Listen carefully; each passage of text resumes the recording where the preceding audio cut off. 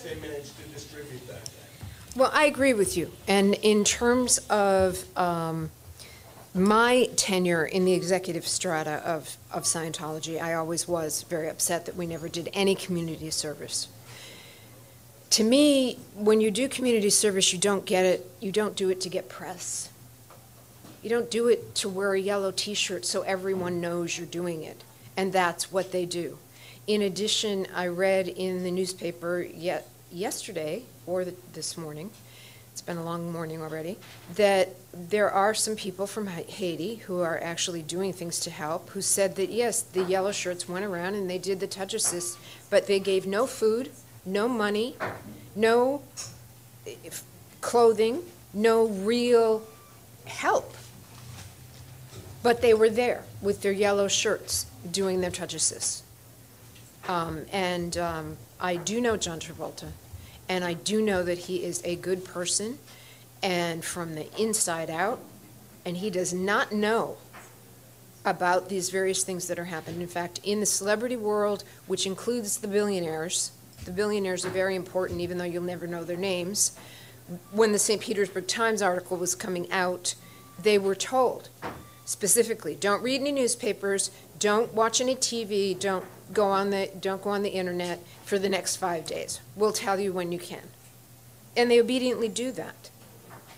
And they're handled outside of the orgs. They're not handled within these ideal orgs that are being built, because these ideal orgs are empty. And they don't want the celebrities to know that their donations have gone for naught. So they make it sound like they're special.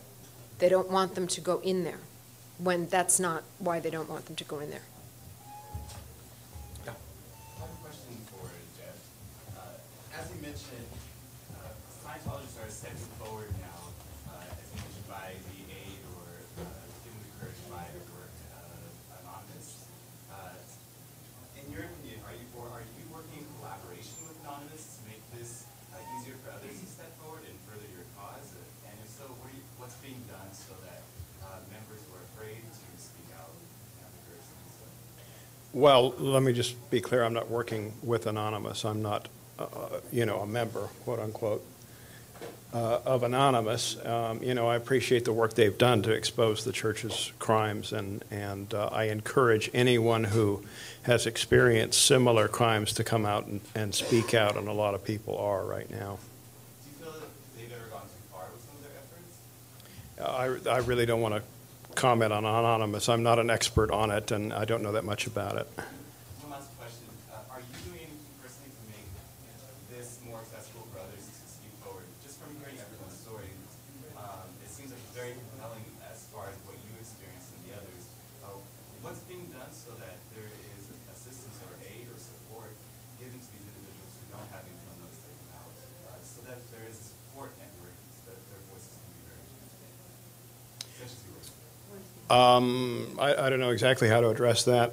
There are a lot of people who are former Sea Org and former staff, and we are in touch with each other, and if somebody needs a hand, they do get a hand, basically. It's a very informal kind of thing. Thank you. Okay, good. With the celebrity disaffection and the work of Anonymous, is there any indication of how this is affecting the rank and file Scientologists, or are they pretty cloistered? You're seeing more and more people leaving Scientology.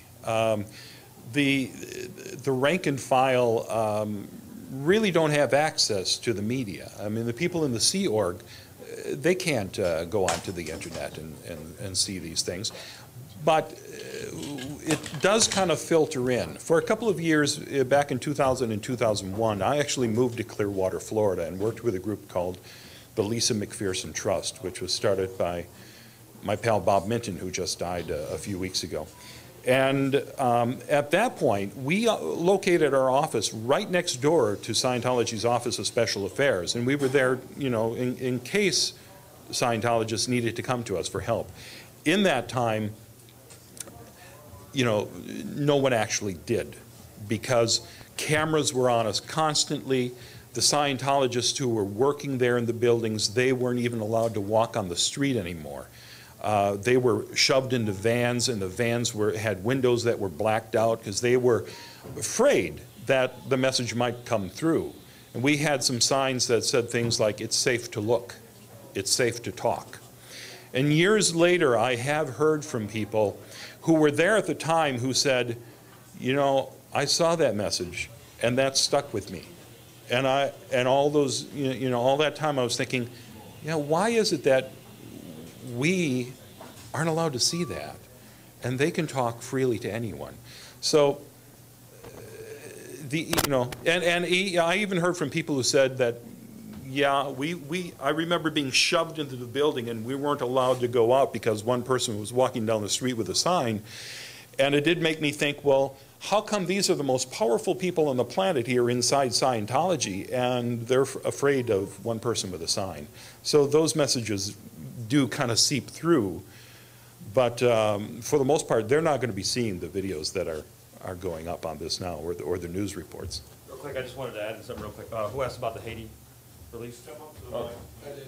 Okay, I just wanted to go over something real quick, because what I was involved with in the Sea organization was sales. Specifically for Bridge Publications Incorporated, I was the Sea Org sales manager, and what you have to know is when there is a tragedy, when there is a crisis, this gives a very excellent reason to ask its members for money, right? So any relief effort going from the church to Haiti or 9/11 or Columbine, which is, I left before 9/11, but yeah, Columbine, Katrina, all of these issues. When these tragedies happen, the salesmen get on the phone, they have a parishioners list this thick, number, over and over and over again, and they raise as much money as possible, and yeah, and then they send in the photo opportunity, which is the folks in the yellow shirts to go and show how the pamphlets are being distributed. You know? That's fraud. That is fraud. I am guilty of fraud as a sales manager for Bridge Publications Incorporated. And will anybody do anything about it? No. I am willing, just so you know, I haven't been sued yet. I haven't been, I haven't received a court order yet, and I expect all this to happen. I'm fully willing to go to jail or wherever.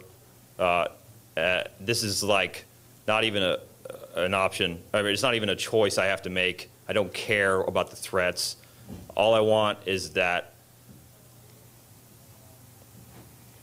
I don't want there to be any more kids to suffer the way my family suffered. I don't want there to be any more Uncle Bobs. That's it. Thanks for